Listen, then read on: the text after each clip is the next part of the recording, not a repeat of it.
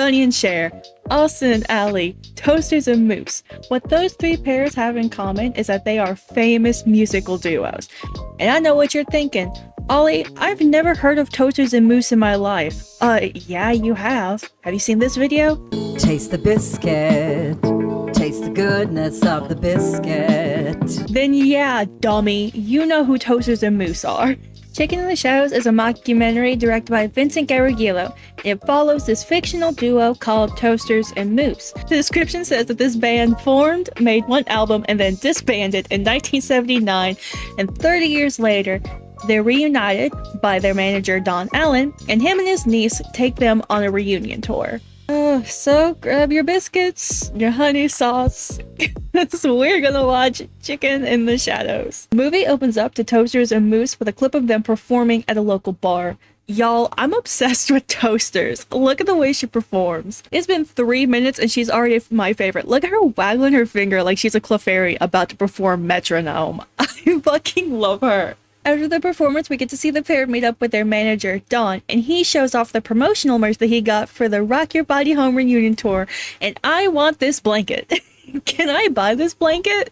Oh my god, I can! The only leg of this tour has a rocky start when the record place that they were going to play at apparently has closed for months.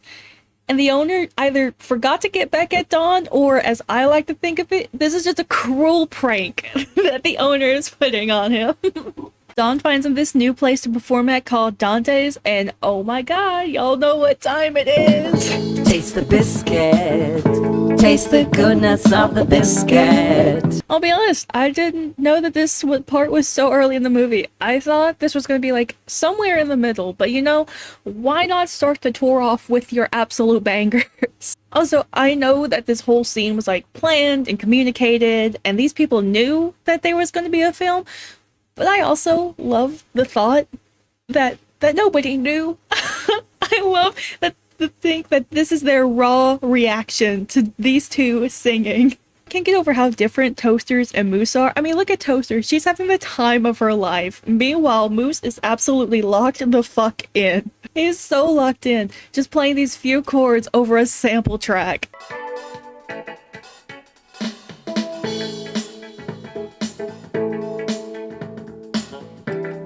Oh, and he has this little solo right here, I forgot.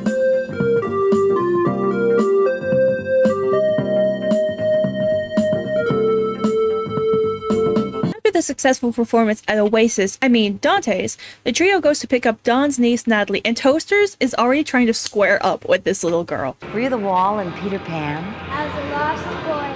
Well, why don't you be that now? After they pick up Natalie, they stop at this little pizza arcade place for dinner, and Don and Moose are like recreating Five Nights at Freddy's. Here's an idea. What if we had animatronic versions of us on stage? I like that. And then after this, Don goes full Karen on this waitress who tells him that he can't exchange skee-ball tickets for beer. You can't use skee-ball tickets for beer, sir. Then what the hell have I been doing here for the last half an hour? To remind you that this is a mockumentary, there's this little interview with the waitress, and she full-on confuses them for Fleetwood Mac. Still, it was pretty cool meeting Fleetwood Mac in person. And I know this is supposed to be an insult towards the band, but honestly, dude, Stevie Nicks could never write a musical genius like Taste the Biscuit. Don't get that honey sauce on me. I don't like the way it tastes with my chicken wings. The gang stops at this bar for an open mic night where our ears are accosted by this dude who looks absolutely coked out of his mind. And he's singing about like hunting you from the back and spraying all of your... I got a six-pack in my hindsight. Gonna spray you on your rack. Toasters gives us some reprieve though when she starts singing the band's next song, round and round and round and round and round and round and round and round. And these people are like clapping and cheering. But let's be honest, part of this is probably because they're like way too wasted. You know when someone's like too intoxicated and they're just kind of going with the flow? Yeah, that's what these people are doing.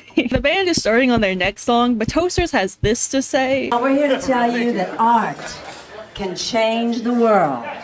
You know, Hitler was an artist, He changed the world. Toasters, no! It's been 3 minutes and she's already my favorite. She had beef with the child, plus this, it's getting really hard to defend UT.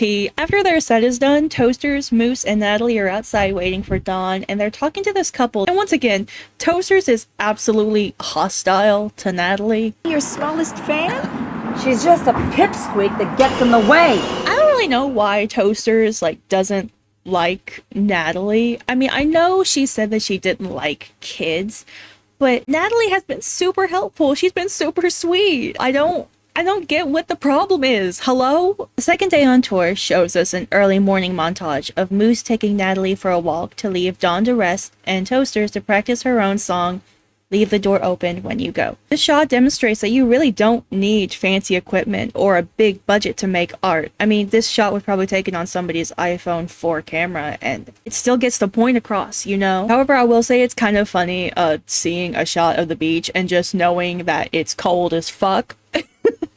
The way everyone is dressed and just how gray it is. And when you're thinking of a beach, you're thinking of sun, warm, summertime, not middle of January and freezing. Hey, maybe this scene is a metaphor for the band and how stagnant and cold their passion is for this music and for the band. Or maybe they just filmed this in the middle of winter. The next venue the band plays at is at a nearly empty mall. If you haven't gathered it already, Don is an incompetent manager. He's already trying to rent this vinyl off to this poor guy, and I know what you're thinking. Ollie, don't you mean sell? No, I mean rent it off. Don is asking this guy to pay for the shipping, but then he has to return the vinyl to Don because it's the only one he had. You have to send it right back because it's the only one I have. So this man has spent his entire time making this merch, making pens, coffee cups, not a fucking CD, or at least more vinyls. CDs, more like CDs dollars go bye-bye because Don is so useless. Here's the thing, he's not only a useless manager, he's a useless man because Natalie slips away and goes wandering in a city that she doesn't know. Dawn does find her though. She's safe. She's just kind of been loitering in this toy store. She bought some things, but Toasters immediately just accuses her of using the band's tips. That better not be our tips. Is that what happened? Because from what I saw, it just looked like her mom was giving her spending money because she knew she was going on a trip with her uncle. Was this anger really justified? I don't know. Toasters has been kind of hostile.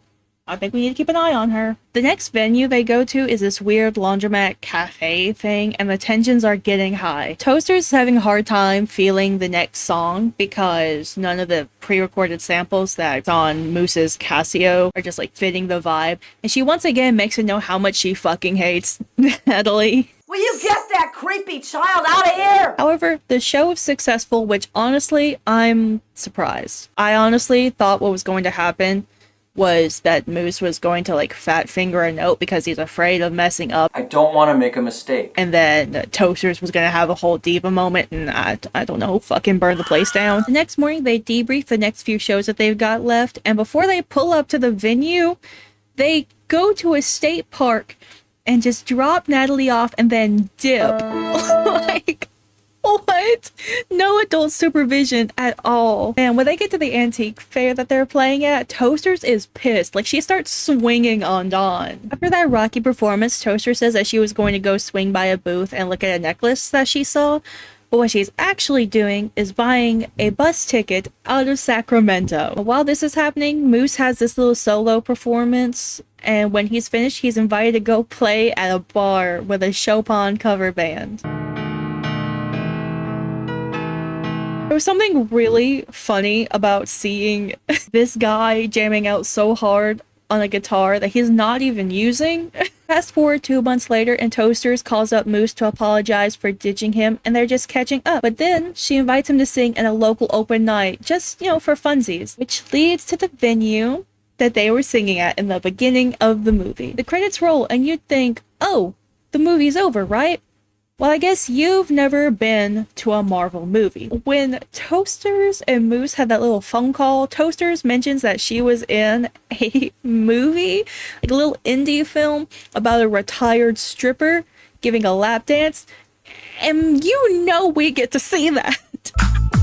Stand aside, girls. Let me show you how it's done. Oh my god. I don't know why they added that. I didn't think that was like a plot point, but good for us, I guess. All right, so the movie is over. That was Chicken in the Shadows. And you know, as much as I was like picking on the movie, like at the end of the day, a group of people came together and they made art. They made unforgettable art, and that is so commendable. Let that be motivation for you to go out and do the thing. It doesn't matter that you don't have the fancy budget. It doesn't matter that you even have the skills. Just go out and fucking do it, dude. And that's all I have to say about this beautiful, chaotic movie. So I'm gonna link this movie down in the description if you want to watch it for yourself. It's free on YouTube, and I think Toasters and Moose are still playing music today. I know they have a cameo, and I know they made a Christmas song like last year. Yeah, no, you should go check out their music. Go check out the movie, because it was a fun time watching it. I'll be honest, I laughed really hard while watching this movie. And yeah, that's all. I have to go call CPS on Don, because I'm pretty sure he forgot Natalie. I think he forgot Natalie in Sacramento. Okay, bye-bye.